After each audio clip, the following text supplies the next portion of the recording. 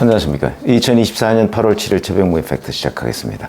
어제 국회 최민희 과학기술방송통신위원장하고 민주당 의원들 한 10명 정도가 그 방송통신위원회를 방문했죠. 자기들 말로 뭐 현장 검증을 하겠다 뭐 이렇게 얘기를 했습니다. 그거는 이제 7월 31일에 이진숙 방송통신위원장이 의결한 공영방송 이사선임, 이게 위법하다. 그러면서 관련 회의록, 자료 뭐 이런 것들을 수집하겠다. 이거거든요. 그래서 이제 현장에 가서 자, 어떠한 위법사항이 있다 뭐 하는 것을 본인들이 한번 확인하겠다는 뜻입니다. 근데 이제 그 방송통신위원회는 현재 이진숙 방송통신위원장이 탄핵소추가 됐기 때문에 직무정지가 됐고요. 김태규 그 상임위원이 직무대행을 하고 있습니다. 근데 이제 이 김태규 상임위원 얘기는 이거를 줄 수가 없다. 줄 수 없는 이유가 뭐냐? 인사와 관련한 안건은 원칙적으로 비공개고, 그리고 운영규칙상 이 비공개 회의의 속기록을 공개하려면 이건 위원회가 의결을 해야 되는데, 의결을 위해서는 방송통신위원회 최소 2명 이상 있어야 된다. 근데 국회가 탄핵을 했기 때문에 지금은 김태규 그 직무대행 1인 체제니까 의결을 할 수가 없다. 그러니까 자료 제출을 할 수가 없다. 이렇게 얘기했습니다. 오전 내내 입씨름을 벌였고요. 오후에 김태규 직무대행이 이제 나타났습니다. 피감기관 청문 받듯이 검증하는 것 나 동의할 수 없다. 뭐 이렇게 얘기를 했고요. 자료는 제출할 권한이 없어서 줄 수 없다. 굳이 줄 수도 없는 자료를 왜 보겠다고 오냐. 뭐 이렇게 얘기를 했습니다. 그러니까 야당 의원들은 여기에 대해서 뭐 자료를 제출해라, 뭐가 어떻다, 뭐 이런 얘기가 아니고 권유기로 돌아가라. 거기 왜 앉아있냐. 왜냐면 김태규 직무대행이 권익위원회 부위원장이었거든요. 글쎄 뭐 이거는 뭐 본질과 아무 상관없는 얘기입니다.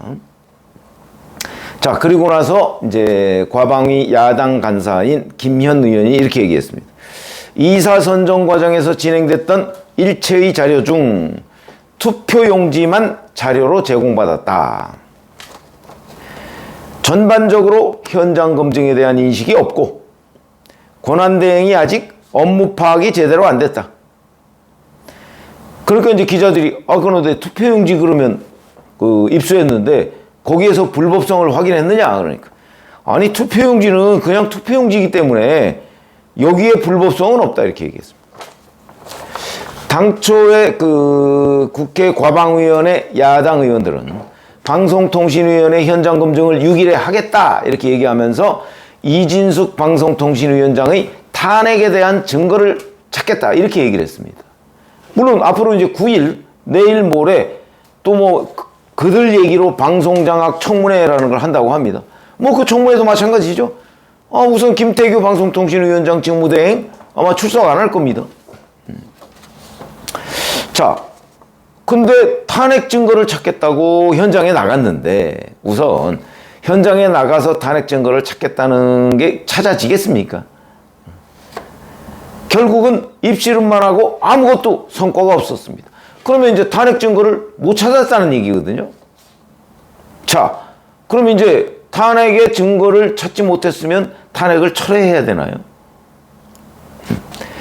원래 탄핵이라는 거는 그 해당 대상자가 헌법상 또는 법률상 중대한 위반을 했을 때, 그랬을 때 탄핵소추를 의결할 수 있습니다. 이게 요건입니다. 그러면 이진숙 방송통신위원장이 어떤 중대한 헌법이나 법률 위반을 했느냐. 지금 그 국회 야당 의원들이 얘기했던 거는 자, 2인 체제에서 결정하는 건 위법하다 이렇게 얘기를 했습니다. 근데 2인 체제가 바람직한 건 아니지만 2인 체제의 결정이 무효가 되지는 않는다. 이게 판례입니다. 그러면 결국 2인 체제에서 결정한 것이 이걸 무효로 만들 수는 없는 거 아닙니까? 바람직하지 않다는 거와 불법이라는 거는 대단히 큰 차이가 있다. 그러면 민주당이 그걸 착각하고 간 거냐?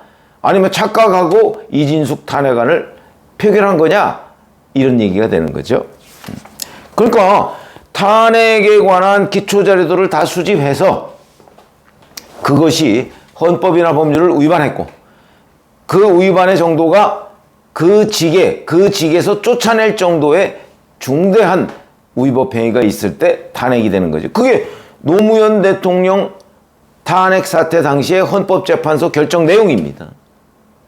그러면 이진숙 방송통신위원장은 결국 아무것도 수집이 안 된 상태에서 일단 탄핵부터 덜컥 해놓고 그리고 이제 증거자료를 찾겠다며 어제 방송통신위원회 현장을 갔는데 달랑 투표용지 한 장, 그거는 뭐 위법성이 없는 거죠? 투표용지인데 그게 만약에 누구누구 이렇게 기록한 그 투표지라면 뭐 혹시 가지고 와서 뭐 좀 들여다보고 할 여지가 있겠죠.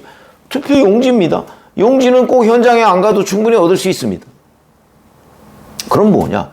결국 현장에 가서 못 찾았다는 얘기 아니냐, 증거를. 그럼 이제 남은 거는 결국 탄핵소추안 표결 자체가 부실했다, 이런 얘기가 되는 거네요. 그럼 어떻게 되겠습니까? 탄핵안을 철회하거나 뭐 무효로 해야 되는 거 아닌가요?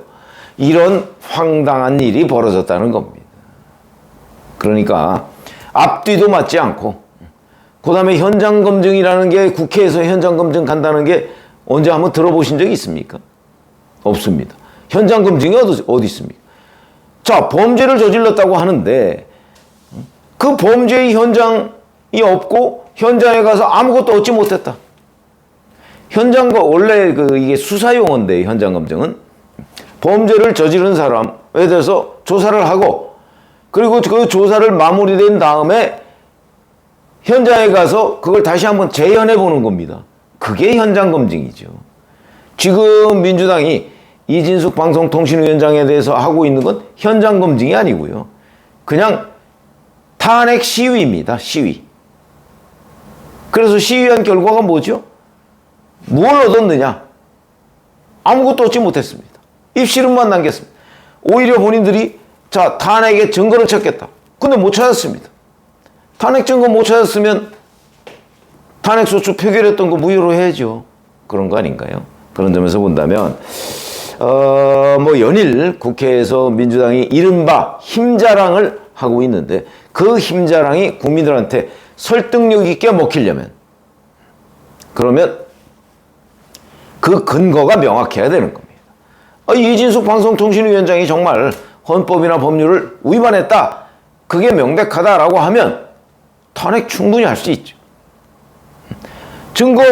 증거는 수집해서 탄핵을 하는 겁니다. 탄핵 먼저 해놓고 증거 찾는 게 아니고요.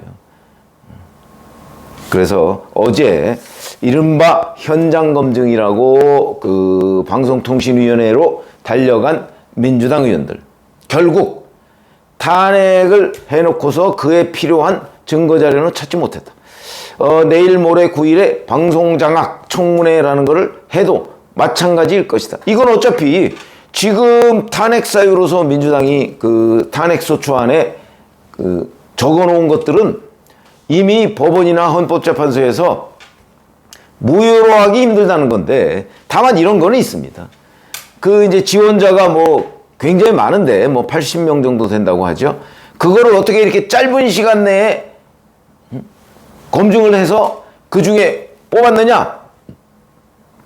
그 중에 뭐 6명을 뽑은 거죠. 근데 그건 법률적으로 다툴 문제는 아닙니다. 왜냐면, 똑같이 시험을 봐도 30분 내에 시험 답안지 다 쓰는 사람이 있고 1시간 내내 답안지 다 못 쓰는 사람이 있는 거 아닙니까? 그러니까 뭐 빨리 했으니까 졸속이다, 그런 법률적인 개념은 아니라고 저는 보는데, 뭐 그거야 이제 헌법재판소에서 결정을 할 거고요. 뭐 가처분 신청했으니까 아마 가처분에 대한 결정을 뭐 조만간에 하겠죠. 대개 뭐 한 2-5달 뭐 이 정도 남짓이면 뭐 가처분 결정은 하게 되니까 하겠죠. 그러나 기본적으로 탄핵에 대한 증거 자체가 없는데, 불법에 대한 증거 자체가 없는데 그걸 수집하겠다고 가서 저런 뭐 입씨름만 벌이고 고성을 지르고 뭐 이랬던 것이 국회의원의 직무에 맞는 것이냐, 그리고 탄핵 절차라는 그 과정, 여기에 부합하는 것이냐, 그건 전혀 아닌 것으로 보인다라는 관점에서 본다면, 자, 이제 탄핵 증거 못 찾았죠? 그럼 내일 모레 뭐 청문회인가 뭐 거기서도 탄핵 증거 못 찾으면 이 탄핵을 어떻게 할 것인가? 이런 부분을 민주당이 국민 앞에 답을 해야 된다. 저는 이렇게 말씀을 드리겠습니다. 고맙습니다.